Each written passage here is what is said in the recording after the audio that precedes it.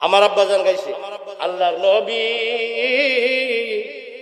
নূরের নবী গো, আপনি নবী আমার জীবনের জীবন। এটা কি হালাল না হারাম? এটা কি কুবাক্য না ভালো কথা? নবীর প্রেমে পাগল হইলেন, নবীর প্রেমে পাগল হইলে আল্লাহ তাআলা খুশি, নবীর দরদ পর দিবানিশি। আমার নবীর প্রেমে পাগল হইলে আমার আল্লাহ পাকের দিদার মিলে গো। তাকু যদি জজবাখানে বাজাও নামের বাসি, নবীর দরদ পর দিবানিশি। আমার নবীর প্রেমে পাগল হইলে, নবীর প্রেমে পাগল হইলে আল্লাহ তাআলা খুশি, নবীর দরদ পর দিবানিশি। এই গজলটা লেখছে যে আয়াতটাকে রিচার্জ করে, আয়াতটা হলো কুল ইন কুনতুম তুহিব্বুনাল্লাহ ফাত্তাবিউনি ইউহিব্বুকুমুল্লাহ।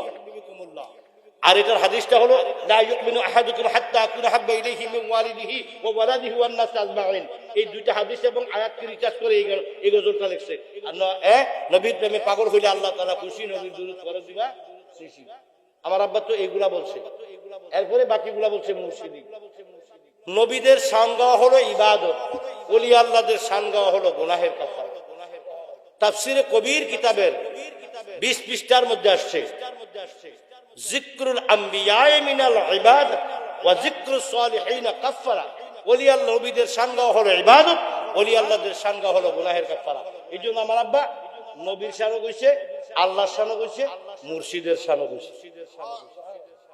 এবার আসুন, এই আয়াত দিয়ে গানকে নাজায়েজ করা হয়। এই আয়াত দিয়ে কুবাক্য বলা হয়েছে। আমরা কুবাক্য বলি না, আমরা আল্লাহ রাসূলের শান বলি, ঠিক না বেটি?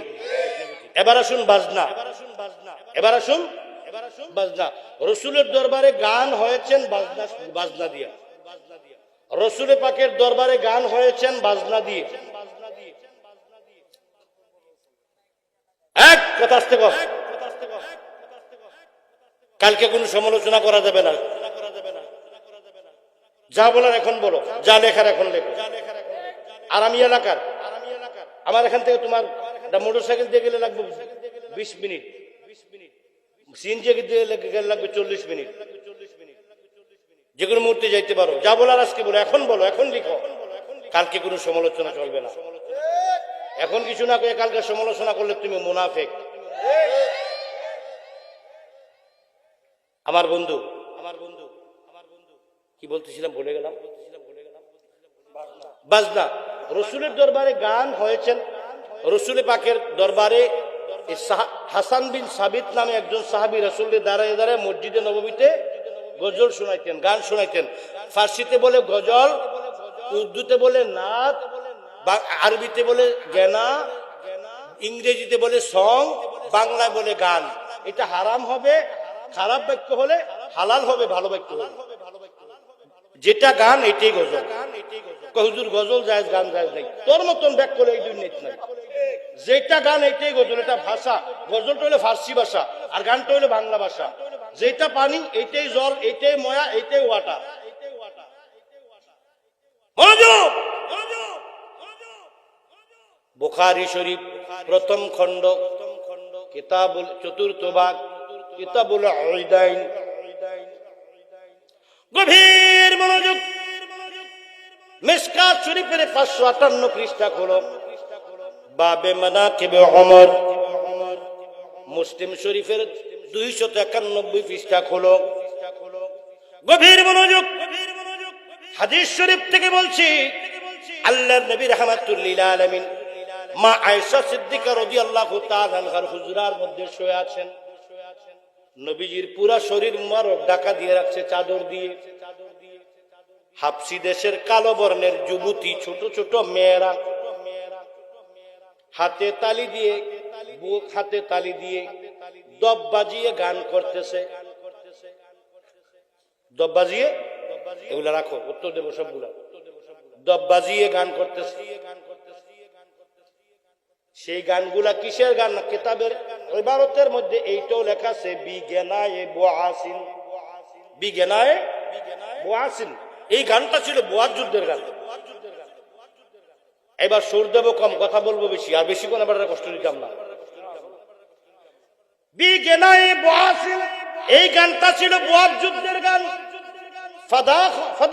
আবু বকর ফান্তাহরানি, হযরত আবু বকর রাদিয়াল্লাহু তাআলা আনহু সেই ঘরের ভিতরে প্রবেশ করলেন। আবু বকর রাগ হয়ে আয়েশার প্রতি, হযরত আয়েশার প্রতি রাগ করে ফেললেন। কি করলেন? রাগ করে ফেললেন। রাগ করে বললেন কি, ইনদান নবী সাল্লাল্লাহু আলাইহি ওয়াসাল্লাম মাজমারাতুশ শাইতান। এই আয়েশা, শয়তানের বাজনা রাসূলের সামনে দেখি করো। রাসূল মুখ থেকে চাদর সরাইয়া দিয়েছে, যে বললে আবু বকর বসো, ওদেরকে গাইতে দাও। একটু পরে ওমর গেলেন, এমনি করে কয়েকজন সাহাবী গেলেন। একটু পরে ওমর গেলেন। ওমরকে মানুষ, ওমরের রায় বড় না নবীজির রায় বড়? ওমরের সিদ্ধান্ত কায়েম হবে না নবীজির সিদ্ধান্ত কায়েম হবে? একটু পরে হযরত ওমর গেলেন, ফেসটা এখানে লাগায়, এই জায়গাটা দিয়া ওহাবিরা পেশটা লাগায়, মুনকিরেরা পেশটা লাগায়, সুন্নিদের মধ্যে একদল পেশ লাগায়। এরপরে প্রবেশ করলেন ফাদাখালা ওমর। ফাদাখালা ওমর প্রবেশ করলেন। ওমর প্রবেশ করিয়া যখন প্রবেশ করলেন, তখন ওমরকে মানুষ স্বভাবগত কারণে, ওমরকে মানুষ স্বভাবগত কারণে, আচরণগত কারণে ভয় পাইত। বিদায় অনেক সময় পরিবারের মধ্যে দুই একটা লোক খুব বদমেজাজি থাকে অনেক পরিবারে, ঠিক না বেঠিক? ওদেরকে দেখলে ঘরের সবাই চুপ হয়ে যায়। কিছু কিছু বাবা আছে, ছেলে মেয়েরা আব্বুর কান্দে যায় ওঠে, ঠিক না বেঠিক? আব্বুর কাঁধে যেয়ে ওঠে, আব্বুরে ঘোড়া বানায়, আব্বুরে কিলায়, আব্বুর কাঁধে ওঠে। কিছু কিছু ছেলে মেয়েরা আব্বুরে দেখলে দৌড় দেওয়া, এটা আব্বুর ব্যবহারের কারণে, ঠিক না বেঠিক? তদ্রূপ হযরত ওমরের রাগ বেশি থাকার কারণে ওমরকে দেখে আর বন্ধ করে দিলেন। ওমরকে দেখে বন্ধ করে দিলেন। তো রাসূল সাল্লাল্লাহু আলাইহি সাল্লাম বললেন, ওমর, তোমাকে দেখে তারা বন্ধ করে দিল, তোমাকে শয়তানও ভয় পায়। এই কথাটা দিয়ে বুঝাইতেছে যে এই হাদিস দ্বারা গান হারাম। তাইলে এটা যদি হারাম হইতো তাহলে রাসূল কেন, তাইলে ওমরের দাম বেশি না রাসূলের দাম বেশি?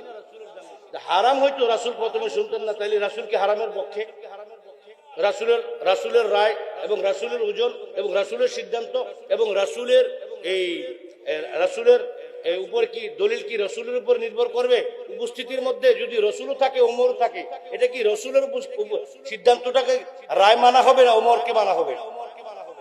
রাসূল যেহেতু শুনলেন ওমর আসার আগে, আবু বকরকে বললেন, এই তাদেরকে গাইতে দাও, তাদেরকে গাইতে দাও। তাহলে রাসূলের রায়টা বড় না ওমরের রায় বড়? এই হাদিস দিয়ে তারা লাস্টে ওমরের কথাটা দিয়ে গান বাজনা, এখানে এই হাদিস দিয়ে গান বাজনা নাজায়েজ করতে চায়। না না না, আবু বকর সিদ্দিক রাদিয়াল্লাহু তাআলা আনহু যখন বললেন ফাদাখাল আবু বকর ফান্তাহারানি, আবু বকর রাদিয়াল্লাহু তাআলা আনহু প্রবেশ করে বললেন, ইনদান নবী সাল্লাল্লাহু আলাইহি ওয়াসাল্লাম মাজমারাতুশ শাইতান। এ আয়েশা, কেন শয়তানের বাজনা রাসূলের সামনে? রাসূল মুখ থেকে চাদর মোবারক সরায়া বললেন, আবু বকর তাদেরকে ছাড়িয়া দাও, তাদের গাইতে দাও। কিতাবুল ঈদাইনে আমার নবী কামনালা এই হাদিস মুবারক দ্বারা হাদিসের ব্যাখ্যার মধ্যে আসছে। বন্ধুরা আমার, আনন্দের দিন, উৎসবের দিন, সুন্নতে খতনার দিন, বিবাহের দিন, বন্ধু বিবাহের দিন, এবং কি নতুন মেহমান আসলে তাকে আগাই আমি আসার পরে আমি যখন আসছি, আমি স্টেজে ওঠার সঙ্গে সঙ্গে ব্যান্ড ফাটি বাজাইছি, ঠিক না ঠিক? আমি বাধা দিছি না, 500 টাকা বকশিশ দিয়ে দিছি, আমি বকশিশ দিয়ে দিছি।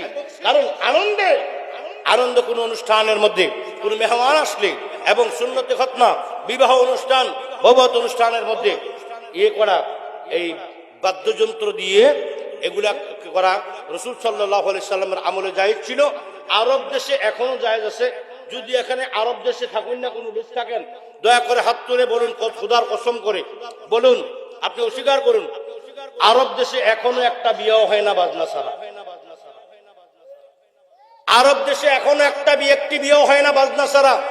এবং নাচনের জন্য, নাচানাচির জন্য ভাড়া করে লুকানি, কত রঙের নাচ, কত রঙের বাজনা, কত জাতের বাজনা দিয়ে কিয়ামত করে ফেলে, ঠিক না বেঠিক?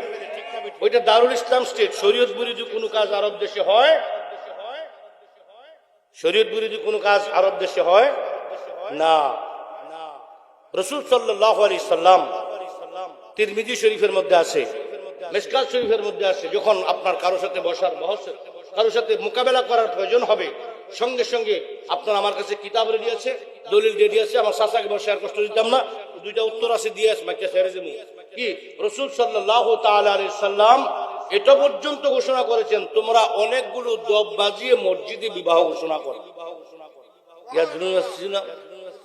তিরমিজি শরীফের মধ্যে ফিল মাজালিসি বিদ্দুফুফি এই ইবারত গুলো দিয়ে বলছেন।